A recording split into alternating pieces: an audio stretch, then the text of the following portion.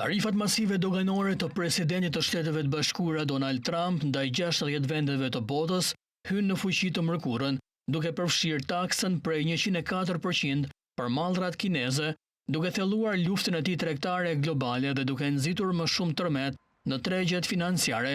Tarifat ndoshkuese të Trump kanë tronditur një rend tregtar global që ka vazhduar për dekada, ka ngritur frikën e recesionit dhe ka fshirë triliona dollar nga vlera e tregut të firmave të mëdha. I'm telling you, these countries are calling us up, kissing my ass. They are. Gjatë fjalimit Trump përdori një fjalor jo të zakon, duke thënë se vendet e tjera po përpiqen t'i puthin të pasmet për të bërë një marrëveshje me të. Më vonë Trump shtoi se priste që dhe Kina të kërkonte një marrëveshje tregtare me Washingtonin.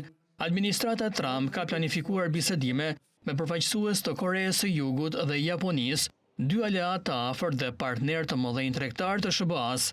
Kryeministre italiane Giorgia Meloni pritet të vizitojë javën e ardhshme Washingtonin për të adresuar këtë shqetësim.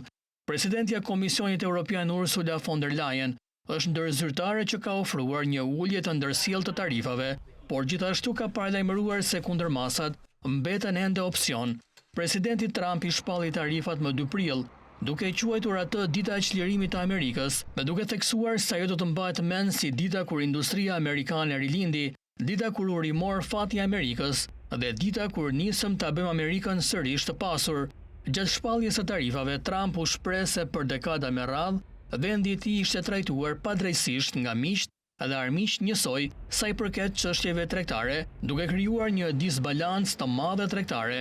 Bursat në mbar botën kanë rënë, ndërsa tarifat po zbatohen dhe ekonomistët paralajmërojnë se ato do të rrisin çmimet e mallrave që konsumatorët amerikanë blejnë çdo ditë, veçanërisht duke qenë se tarifat e reja ndërtohen mbi masa tregtare të mëparshme.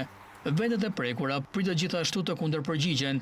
Kina ka reaguar tashmë, duke vendosur një tarifë prej 34% për të gjitha mallrat amerikane.